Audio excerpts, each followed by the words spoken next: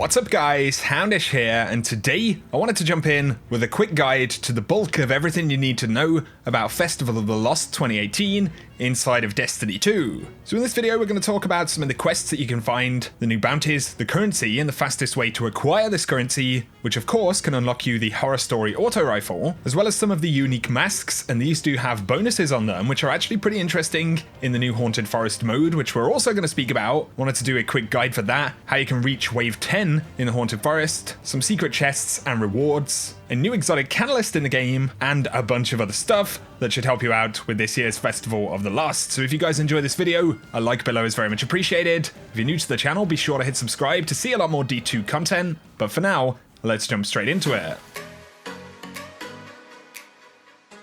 So of course the festival is now live. You'll see the new decorations in the tower and all that good stuff. Amanda Holiday is one of the key vendors for this event. So when you first jump in, she will have a quest for you. You'll actually have to go and complete a quest mission. She'll also give you a mask for Festival of the Lost, and when you complete the mission and head back to her, this is when you'll actually gain access to the Haunted Forest. Then you'll need to do a quick run of that. You'll actually be awarded with a guaranteed exotic catalyst for the Fighting Lion. And I believe everyone will also get the Fighting Lion dropped as well. Mine dropped at 600. I've got a friend who was 599 and he got one at his current power level, so it's basically just a normal drop, drops at your power level, but you do get that catalyst guaranteed, and then you can upgrade it. So that's pretty cool stuff. Now of course, there are some rewards. We have masks and the Horror Story auto rifle inside of Amanda Holiday's inventory. And there'll be bounties that you need to complete. Most of these will just reward one of the dark fragments, which is the currency you purchase stuff with, but you will have to complete 15 bounties in total to unlock the weekly bounty. So that's going to take 3 resets, so essentially you'd have to wait till Thursday to finish this off. And that'll give you 40 of the fragments. But you can actually acquire the fragments that you need from completing the Haunted Forest as well. So you'll get a kind of random amount when you complete it. But what I can say is that when you do wave 7 and 8, you get up to a maximum of around about 10 fragments when you clear that. We actually did a run up to wave 10. I'll talk more about tips to do this in a moment, but this gave us 12 of the fragments. So without completing that weekly bounty, I ended up with something like 49 fragments from a few runs of this. So essentially, to acquire the Horror Story, if that's what you want to go after, if you're doing some relatively casual runs with match-made groups, obviously you can just farm away until you have enough fragments. Maybe it will take a few hours. But if you do an equal amount of playing inside of the mode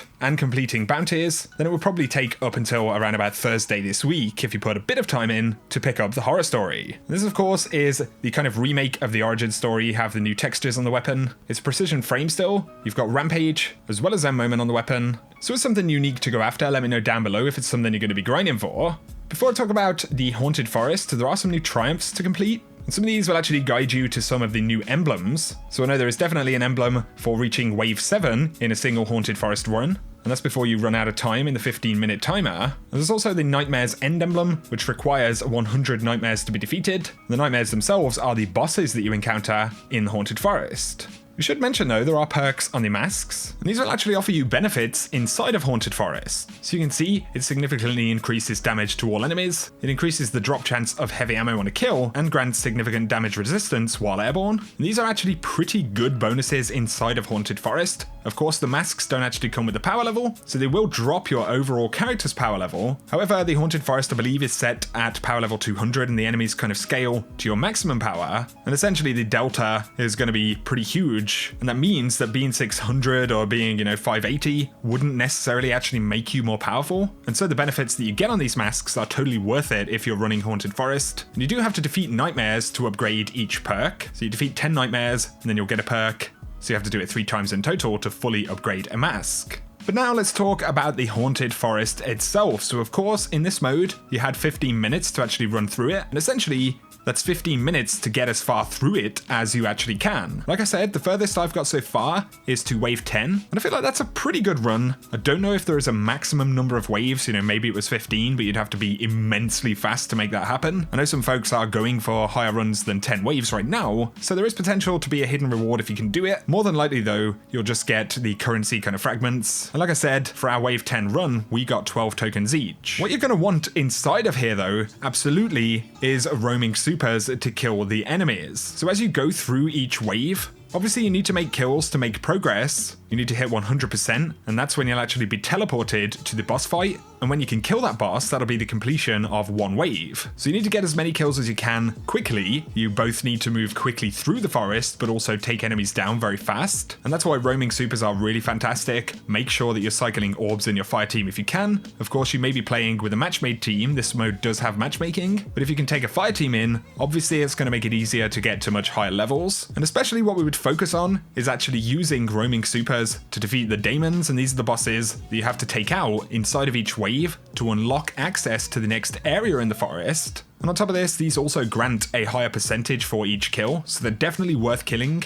And the quicker you can do it, the better. You'll want to look out for Ascendant Knights that you'll find randomly inside of here. They're actually immune and invulnerable, but they do a ton of damage and they kind of chase you around. Obviously, you do get different modifiers come up, so you might get Blackout or Brawler. You definitely need to pay attention to those modifiers. Things like Grounded come up as well, which are especially obnoxious when you're trying to speedrun things. So just be aware of the disadvantages and the advantages that you can get from those modifiers. But the number one thing is going to be to cycle your roaming supers to kill stuff as quickly as possible and to increase your survivability as much as you can. Also, another quick tip, try and revive teammates when you can, because if you respawn inside of Infinite Forest, you'll actually be put back at the very beginning and you'll have to catch back up with your team, which obviously works to the detriment of that specific run. Once you get that 100% though, of course you are teleported, and that's where you'll get the boss fight. Here, if you can use damage buffs, especially things like Melting Point, are very good.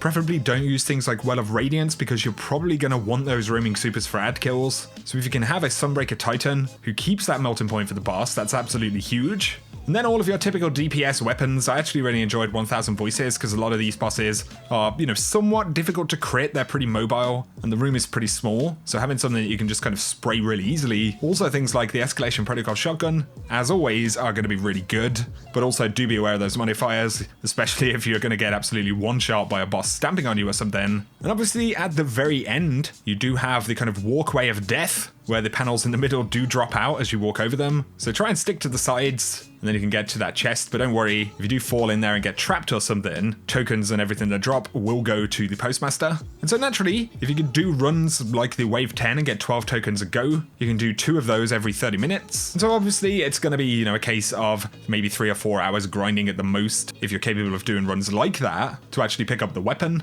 But across the 3-week period of time that you have to collect the horror story, absolutely don't stress about it. It will be very achievable. It may just take a little bit of time. So there we go, guys. I'm going to show you here a couple of waves, our final couple of waves on boss kill for the wave 10 that we got. But I hope this video has helped you out. I'll keep you guys posted on any other stuff. Obviously, there is all of the cosmetic rewards in the Eververse inventory. That can be acquired through the new engrams, as well as Bright Dust if it comes up for purchase, and any of the packages that you can buy for silver as well. But guys, if you have found this video useful, a like below is very much appreciated. If you're new to the channel, be sure to hit subscribe. Let me know what your thoughts are on this Festival of the Lost. I'll keep you posted on any additional content. But for now, I hope you guys have an awesome day.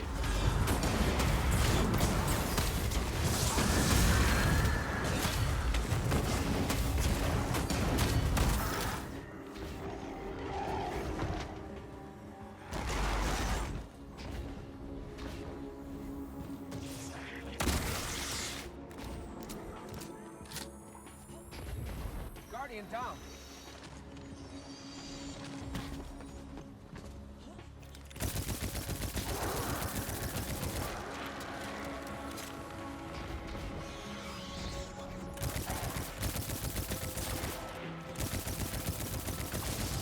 Guardian down.